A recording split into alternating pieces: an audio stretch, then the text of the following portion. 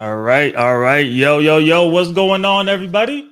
Hopefully, hopefully I'm live right now. Hopefully everything is working, man. But man, what did we just watch? What did we just watch, YouTube? I was gonna make a video, but I figured why not go ahead and just immediately get my thoughts and the opinions of what I just seen off. We just seen the historic comeback from the Minnesota Timberwolves, game 7 against the defending champion Denver Nuggets, man. Definitely a fantastic game. Ooh, 15 points at halftime. They were down 20 points in that second half. I believe they said it's the biggest comeback in game 7 playoff history, which is huge, especially against a defending champion like the Denver Nuggets. Definitely a fantastic matchup, man. Hopefully everybody enjoyed that game. We had another game that we'll talk about later as well in the New York Knicks taking on the Indiana Pacers. And now both the Eastern Western Conference matchups are set, and we'll definitely go over that a little bit as well. But like I said, let's go ahead and jump straight into this Timberwolves Denver game, man. Hopefully y'all found this game super exciting, man. Like I said, it was a really good game. So let's go ahead and take a look, man, at the box score, all that good stuff here, man, because like I said, it was something. So I'm looking off on the screen over here so I can see on the other monitor.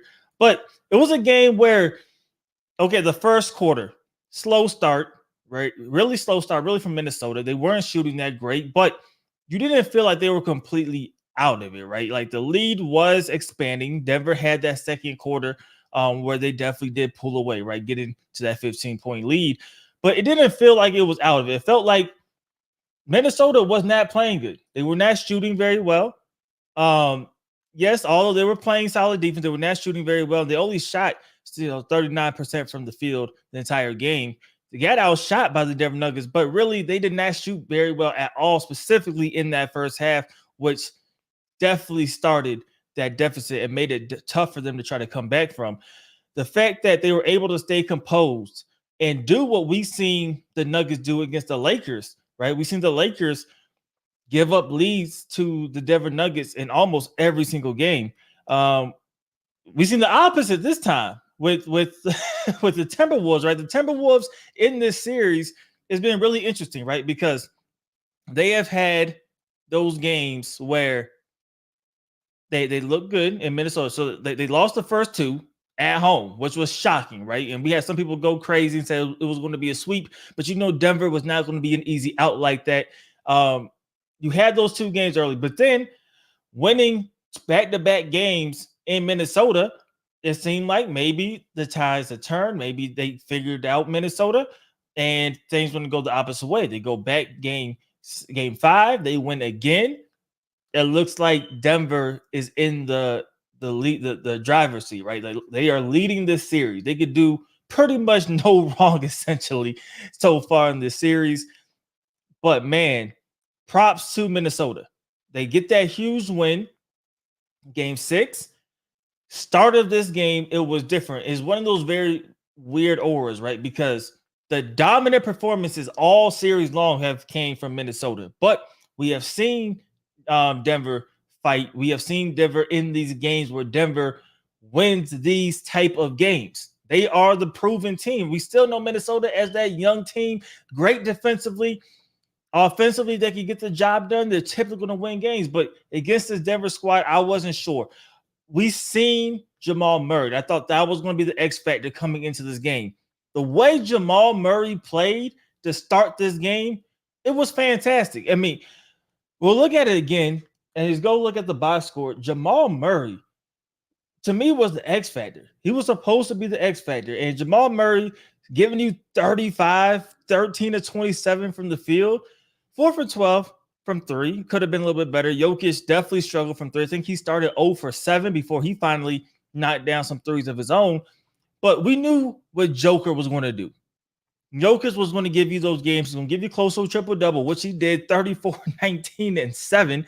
He's going to give you that type of game. Jamal Murray has been up and down this entire series. He was the main guy. He was the main guy that you had to worry about. And he showed up. And if you told me at the beginning of the game, Jamal Murray was going to have that game, where he is going to show up, especially in that first half. He definitely took a slight step back in the second half. That first half with Jamal Murray was outstanding. It was outstanding. I believe he had 24 points in that first half, and it looked like really they were going to just carry things away, even though you knew Minnesota was going to have a push in it. I did not expect I think it was a 54-24 run in that second half for Minnesota. I didn't expect that type of push. I mean, that's a 30-point swing, 40-point swing. That is just crazy against a team that is the defending champions at home. You typically just don't see that very often. So you tell me you want to get this great game from Jamal Murray. You're going to have another Jokic type of game. And on the flip side, Anthony Edwards did not play great. 6 for 24, 16 points. He really didn't do much of anything until the end of that third quarter where he did knock down a big three, but we didn't see much from him until late in the game. There was foul trouble from Rudy Gobert, who ended up getting fouled out. Karl Anthony Towns picked up his fifth foul. First of all, let's take a moment to just talk about Karl Anthony Towns. Can we all agree that Karl Anthony Towns has the most Karl Anthony Towns fouls? And what I mean by that is he has fouls that everybody like shakes their head like, why is he fouling? Like, what is Cat doing? Cat has fouls that only Karl Anthony Towns does. And even the way he picked up his fifth foul, he tried to close out on Jokic. Obviously, Jokic hit a pump fake, and then he kind of just reached in. I don't know if he got ball or got wrist, but obviously it was called a foul. And it was just like, why in that situation is that what we're doing? Because we needed you at that moment, or the Timberwolves, speaking from the Timberwolves perspective, they needed them in that moment. So he goes out, I think around the 6-7 minute mark in that fourth quarter with his fifth foul.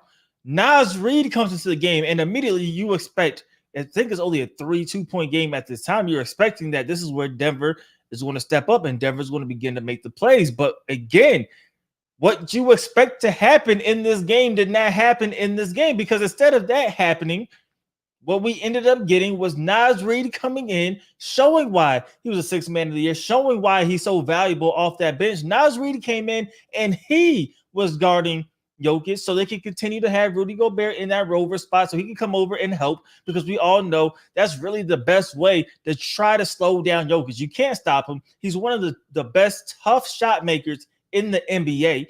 So even though you force him into tough shots, he's typically going to make it. So you need to have some type of rim protector that can come over and roam and help and hope that the guy that you're leaving, typically Aaron Gordon, is not going to make plays. He's not going to hit corner threes. He's not going to get offensive rebounds. That's typically the hope, because if he is, there's nothing you can really do against Jokic if he's hitting. So you have to leave Rudy Gobert at that spot. And we've seen him guarding Jokic throughout the series.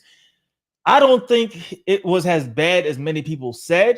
I think, again, Jokic is one of the best tough shot makers in the NBA. So when you look at the stat sheets, it's going to look like whoever guarding them did nothing. But when you really look at it, a lot of the times there were tough shots to most people. But to Jokic, he's able to knock down those shots.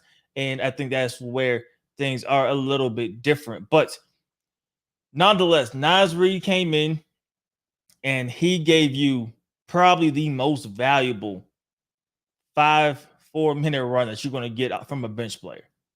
He stepped up. He did what he needed to do. He played that role really up until Rudy Gobert picked up those two silly fouls, and he got fouled out the game. And then Karl Anthony Towns had to come back in and help finish the job. But, man, this was just a game I did not expect at the end of the day. I thought Denver, with so much, chemistry really as a team, they've been through a lot as a team, ups and downs. I mean, so has Minnesota, but we have seen this team always pull it out typically in these situations. We remember, this is one of the best closeout teams in the fourth quarter. They got it to a 2-point game after giving up a 20-point lead. But at the end of the day, Minnesota, they have had those runs this entire series. They have locked down the Denver Nuggets. And when they locked down the Denver Nuggets, there really wasn't much Denver could do. All right, this was the third blowout game in this series. So cap off, man. Hats off to Minnesota.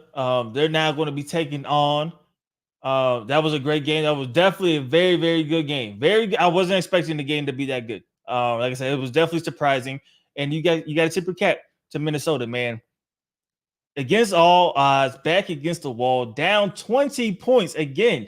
The biggest comeback in Game 7 history against the defending champions. And now this will be 6 years in a row that the defending champions have not made it out of the second round. So there goes parity in the NBA. You got to love it. You got to love it in a league where historically teams are going on runs that has a little dynasties. Any team can win. Any team can win. I favor, I guess, kind of a tip where I think the next round is going to go. I favor Boston at this point, but man, any team can win at the end of the day.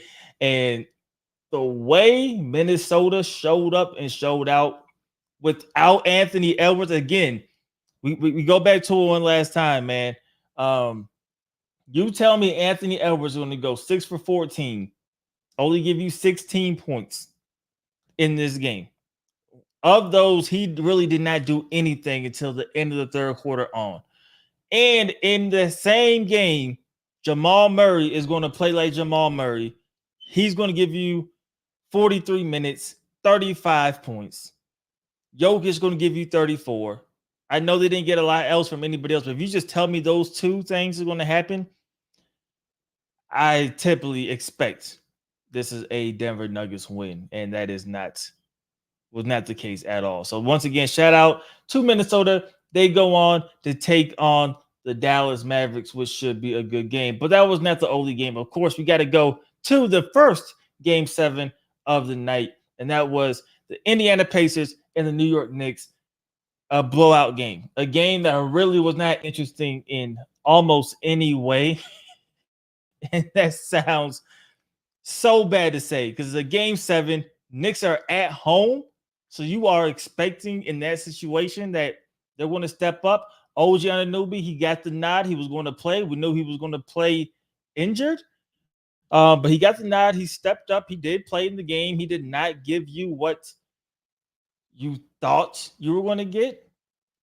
But he's trying to play through it. Only gave you those 4 minutes. It is what it is in that situation. Not much you could do. But 130-109 was that final score there. And man, it's just one of those situations where you kind of feel for the New York Knicks. And what I mean by that is by the end of the game, man, they were just a shell of themselves. OG Anunoby couldn't play, gave you 5 minutes officially, 5 points in those. But he only gave you 5 minutes. Jalen Brunson went out with a broken hand, which is something that, nobody wants to see at all. We already knew coming into that the injury was hurt. He gave you 37 minutes, so he was able to push through it, but he was hurt. Obviously, Julius Randle and his injury. So really, the Knicks at this point in Game 7, the most important game of the season, they were not healthy. And immediately, what is everybody going to talk about? They're going to talk about Tibbs and the track record. And I don't want to be one of the guys that go to that because a lot of the stuff is really out of the control of Tibbs and just the players in general. But you do tend to notice, coincidentally or not, when it comes to what Tibbs has done in New York, in Minnesota, and in Chicago now, players tend to not be the healthiest, and they do tend to get a little bit injured along the way. So that's something else that you do have to talk about. Let's see. Why can't my Lakers be moving on? The Nuggets is like the boogeyman, bro. It's one of those things again where they're a proven team. The Lakers led for the majority of that series, and the opposite happened this series. So I think the Lakers could have competed, even against Minnesota, but obviously didn't happen. And now the Lakers trying to find a head coach. That's the next thing for them to do. But like I said, 130-109. Let's pull this back up for the Indiana Pacers against the New York Knicks, and it was just a blowout of a game. It really wasn't that interesting. That first quarter, Indiana was not missing. Indiana was not missing. That was actually, let's look at the team. I think they shot 67. Rarely 67%. No team is losing. You shoot 67%. They came out the game guns blazing, weren't missing anything, put up 39 in the first quarter. The Knicks were pretty much shell shocked. Things went left for the Knicks. It was never competitive. It was never really a game. And now the Pacers move on, and the Pacers are going to take on the Boston Celtics. So, not really much to say there. Big series for the Pacers. They fought. Shout out to the Knicks. Unbelievable season. I wanted the Knicks because I love the fan base. I really have no rooting interest for any of these two teams personally, but I like, for some, maybe because I'm a Lakers fan and being on the West, it doesn't really impact me. I like when Knicks fans go crazy. I'm sure if I was an Eastern Conference team and I was a fan of one of those teams, I will hate the Knicks because of their fan base. But outside looking in, they don't bother me. I love their fan base. And when the Knicks are winning, I think it's good for basketball. And I did not mind seeing them against Boston. But instead, you get the Pacers against Boston, Eastern Conference Finals. No Kristaps Porzingis for at least the first 2 games is what we know. No Porzingis for at least 2 games. I heard that maybe he could potentially miss the majority, if not all, of this series. So the Celtics are going to have to win these games without Porzingis, which I still think right now, I think the Boston Celtics will win this in 6. Only reason I don't go 5 is I do think the Pacers, they have shown it pretty much all season long. I think the Pacers will have other games like this where offensively they are going to score so many points that they're going to be able to get the job done. And I think that is going to carry over at some point. I don't think it is consistent enough where Boston will lose the series, because with Halliburton, he's going to give you those games where he's dropping 30, he's dropping 20, he's giving you the 10 assists. And he's going to have those games where he's passing up on shots and is not looking that great, and things are kind of out of sorts for Indiana. I do think, like I said, they get those 2 games. But I think the way Boston is playing right now, they have the confidence. They have been there before. It clearly that didn't matter in the Nugget series, but they have been there before. And I do think they ultimately get the job done. So I'm going to go with the Boston Celtics in 6. I don't know how y'all feel about it, man, but that's where I sit when it comes to that series. And then, of course, moving back over to the Western Conference, this is a good one. Minnesota Timberwolves, the Dallas Mavericks. We already seen in the post-game interview, Anthony Edwards said, Kyrie is my matchup. Looking forward to it. And, man, that's going to be a good one, because Anthony Edwards, we already know he's a dog. Anthony Edwards is one of those guys that, even though people love him for his offense, the tenacity that he does bring defensively. I mean, we've seen plays this game where he ripped Murray at the half-court line, finished it off with a dunk that ended up being a huge momentum play for the Minnesota Timberwolves just this game. So now you put him up against Kyrie, who many people, I don't think, would argue with, at least they will agree, is Kyrie's one of the most skilled players in NBA history. Definitely one of the best finishers at the rim, one of the best ball. Like, Kyrie is that guy. So Kyrie's going to have his work cut out for him, because he's going to have a guy that's going to work, that's going to challenge him, that's not going to step down. He is going to look forward to that matchup. Now, we have that experience in Kyrie Irving. You have the young youthfulness, athleticism still of Anthony Edwards. That is going to be a very entertaining matchup. And I think that how Kyrie does in this series is going to be very, very important and telling to how this series is going to go. I think Luka is still going to be good. He's still going to do Luka's type stats.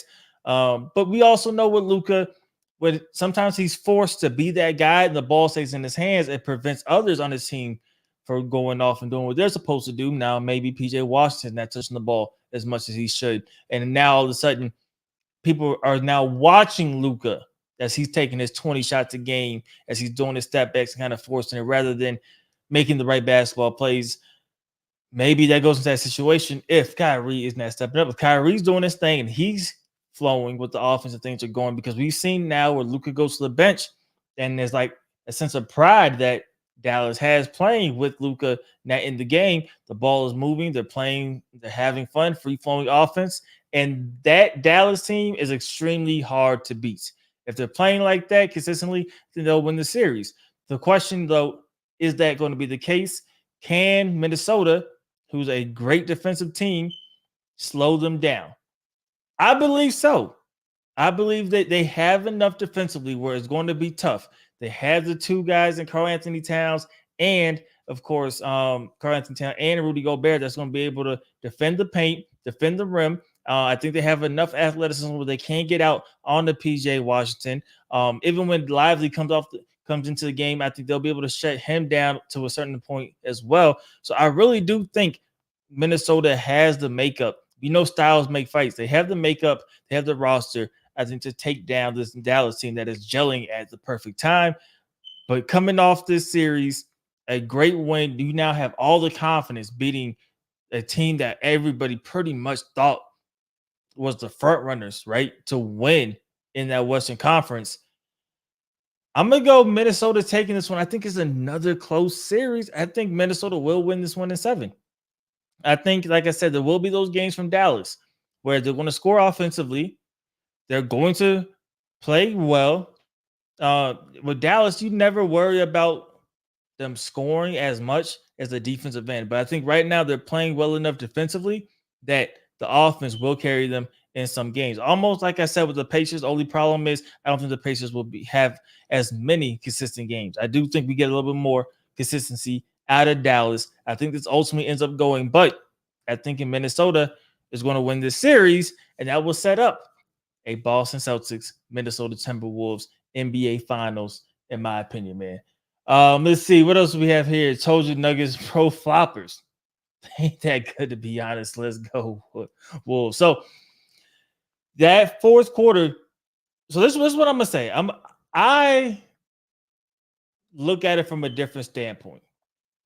Obviously, the Knicks, in my opinion, they had multiple chances to step up in the series. They did not do it.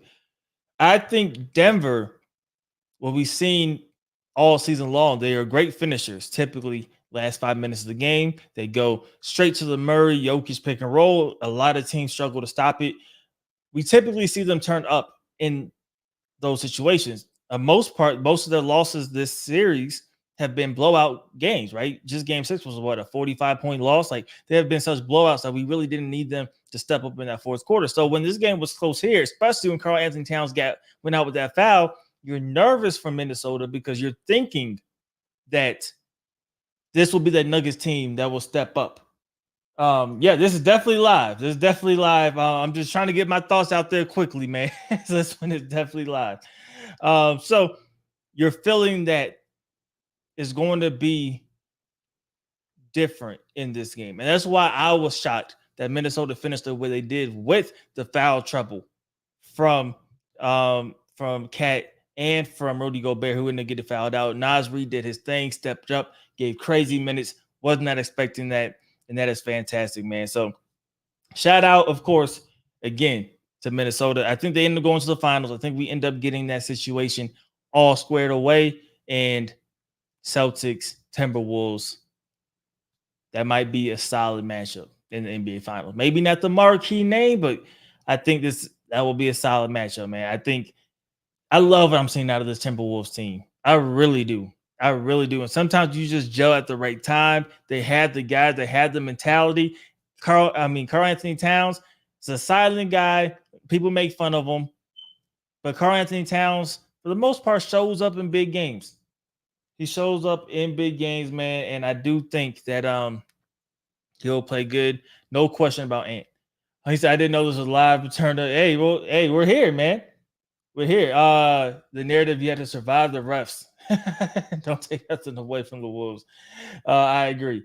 You say you might be the Mavs. So the Mavs could win it. I gave the prediction of the Minnesota winning in 7. I do think that'll be a great series. I think ultimately the Timberwolves right now, they're rolling. I do think they'll get it done at the end of the day. Defensively, I think that's going to be the difference. And I rely way more on the defensive end for Minnesota than I do the defensive end from Dallas. But offensively, I think is without question it's going to be good. You make fun of a lot of people do. A lot of people do. Don't blame him. The Manny Rosen stuff is funny. Some of the stuff he does is funny.